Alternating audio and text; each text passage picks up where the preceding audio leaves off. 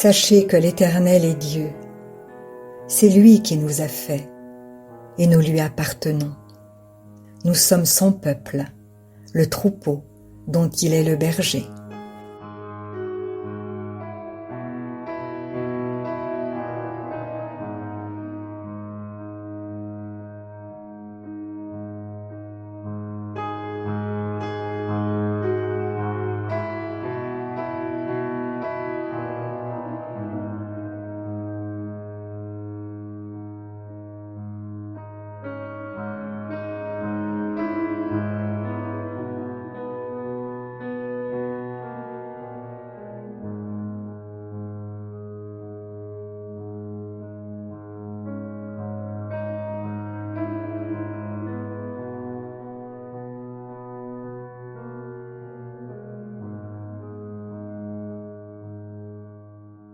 Voici ce que dit le Seigneur, l'Éternel.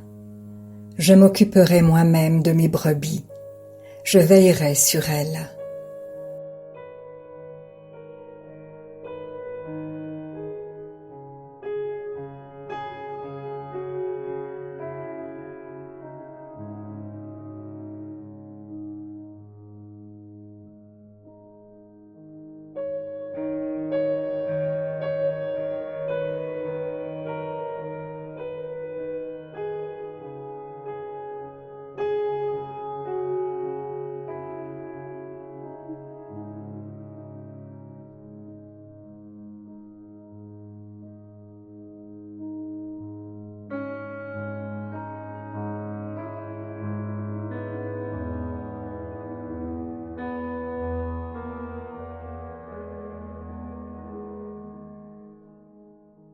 Dieu a tant aimé le monde qu'il a donné son Fils unique, afin que quiconque croit en lui ne périsse pas, mais ait la vie éternelle.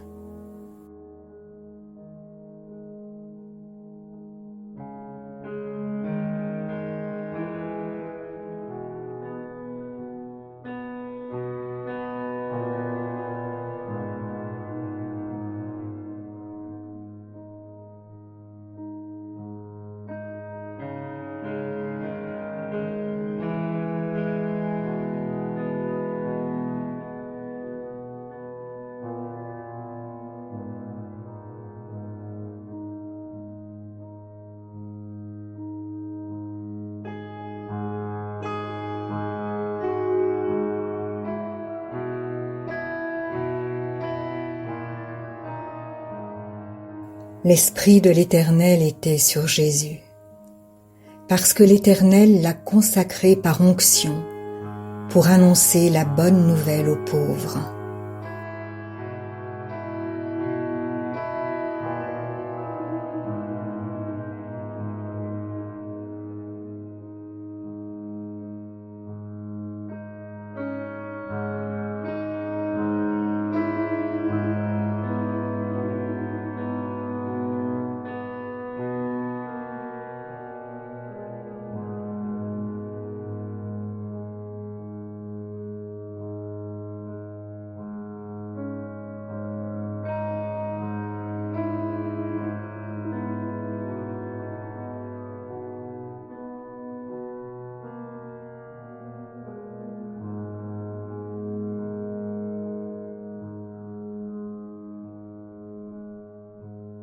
L'Éternel a envoyé son Fils pour guérir ceux qui ont le cœur brisé, pour proclamer aux prisonniers la délivrance.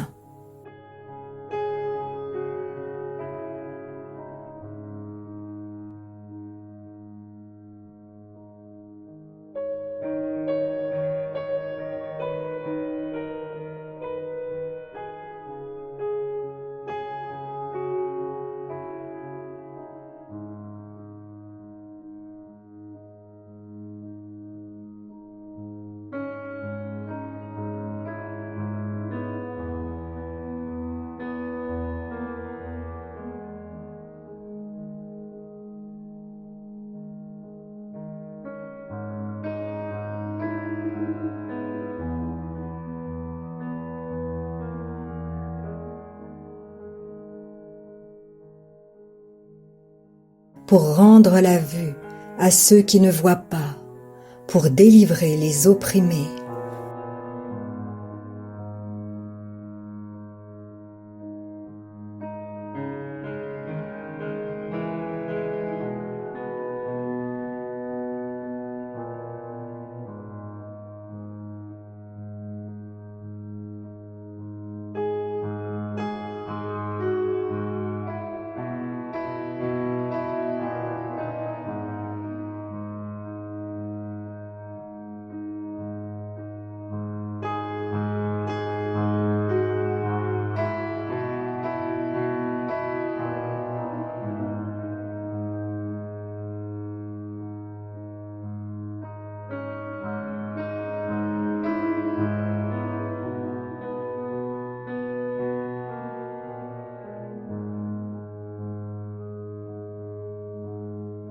Le Fils de l'homme est venu sauver ce qui était perdu.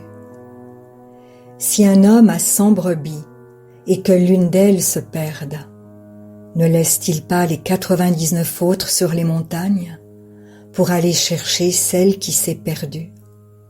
Et s'il la trouve, il en a plus de joie que des 99 qui ne se sont pas perdus.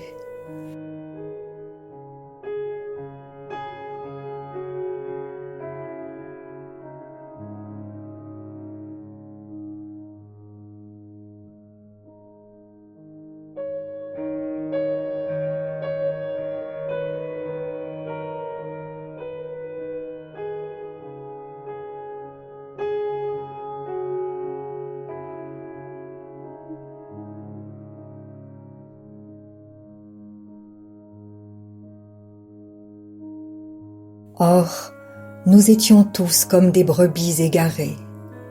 Chacun suivait sa propre voie. Et l'Éternel a fait retomber sur son Fils Jésus nos fautes à tous.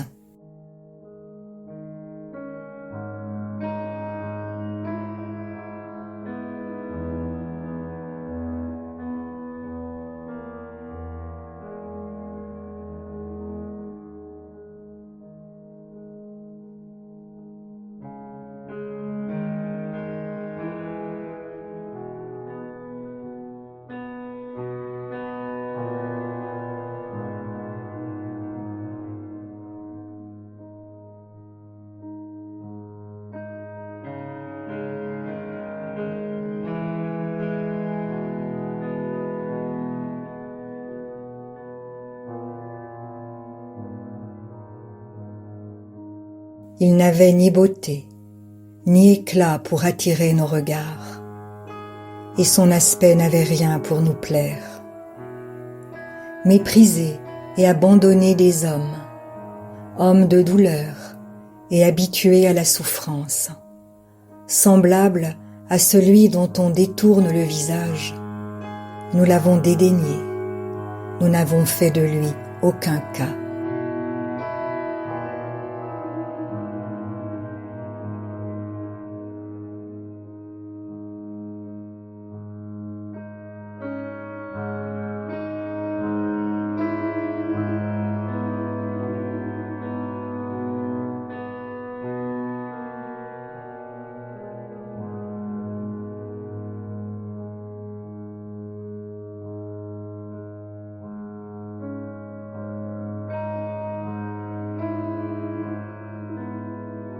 Cependant, ce sont nos souffrances qu'il a portées, c'est de nos douleurs qu'il s'est chargé, et nous l'avons considéré comme puni, frappé de Dieu et humilié.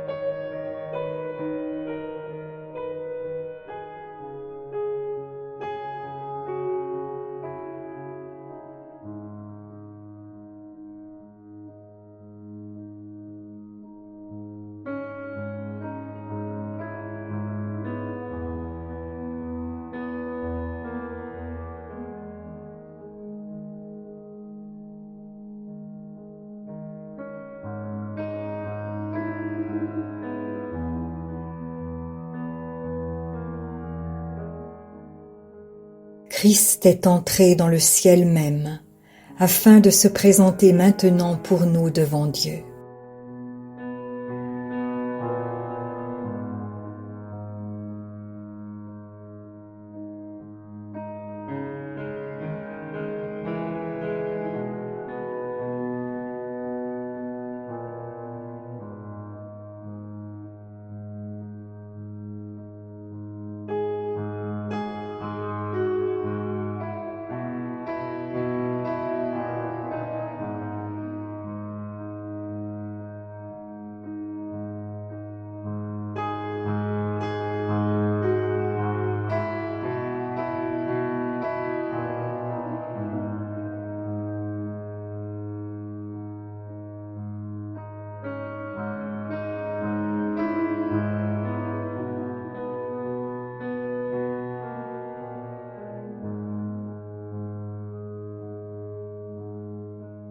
Ce n'est pas pour s'offrir lui-même plusieurs fois qu'il est entré au ciel.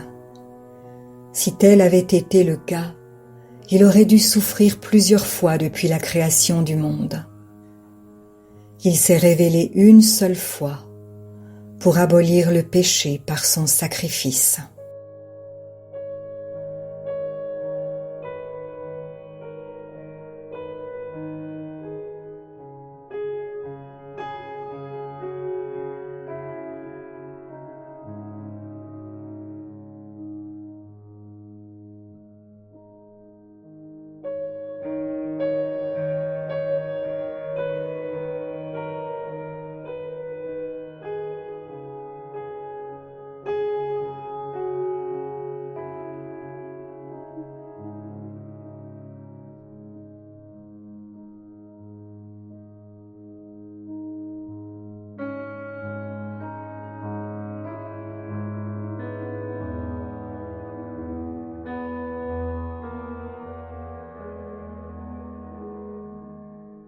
Tu as été crucifié avec Christ.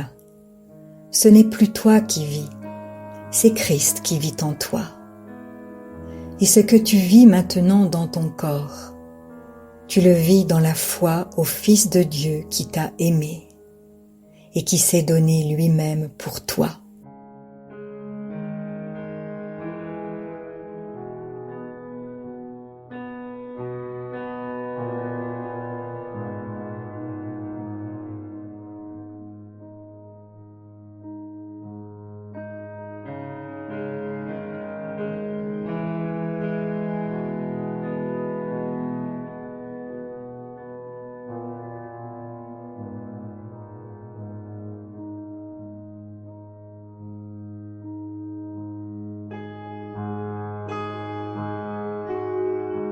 Qui accusera l'élu de Dieu que tu es? C'est Dieu qui justifie. Qui te condamnera? Christ est mort, bien plus, il est ressuscité. Il est à la droite de Dieu et il intercède pour toi.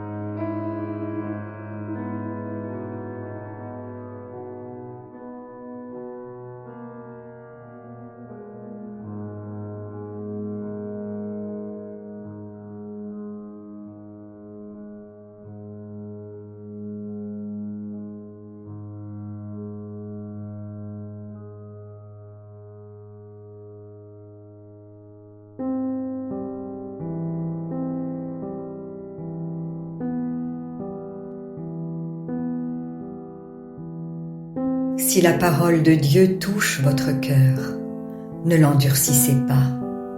C'est Jésus qui se manifeste. Il vous dit, « Voici, je me tiens à la porte et je frappe. Si quelqu'un entend ma voix et ouvre la porte, j'entrerai chez lui. je souperai avec lui et lui avec moi. Alors, si vous n'avez pas encore fait de Jésus votre Sauveur et votre Seigneur personnel, vous pouvez maintenant le faire. Déclarez à haute voix et d'un cœur sincère: Père, je te remercie parce que tu as envoyé Jésus-Christ mourir sur la croix pour mes péchés et tu l'as ressuscité des morts. Je désire, du plus profond de mon cœur, recevoir ce pardon et être racheté par le sang de Jésus. Je t'accueille maintenant, Jésus, comme mon Seigneur et mon Sauveur. Je renonce désormais au péché et je veux te suivre tous les jours de ma vie. Au nom de Jésus. Amen. Si vous avez fait cette prière, dites-le nous simplement dans les commentaires. Nous prierons pour vous et nous nous réjouirons avec le ciel tout entier. Car Jésus a dit: sachez qu'il y a plus de joie dans le ciel pour un seul pécheur qui se repent que pour 99 justes qui n'ont pas besoin de repentance. Puis continuez de vous fortifier et de vous purifier par la parole de Dieu. La foi vient, mais elle ne vient que d'une seule source, de ce qu'on entend de la parole de Christ. Demandez à l'Esprit Saint de vous guider et de vous éclairer dans sa connaissance. Il vous conduira dans toute la vérité. Il vous équipera pour toutes les circonstances de votre vie. Vous verrez que peu à peu, il vous révélera ce que ne peuvent comprendre ceux qui ne vont pas dans la parole. Car l'homme naturel n'accepte pas ce qui vient de l'Esprit de Dieu. C'est une folie pour lui. Il est même incapable de le comprendre, parce que c'est spirituellement qu'on en juge. Et maintenant, ne restez pas seul. Trouvez une église qui se nourrit de la parole et y est fidèle. Soyez vigilants dans les enseignements que vous écoutez, car plusieurs faux prophètes s'élèveront et ils séduiront beaucoup de gens. Et en toute chose, faites une confiance absolue au Seigneur. Vous êtes richement bénis.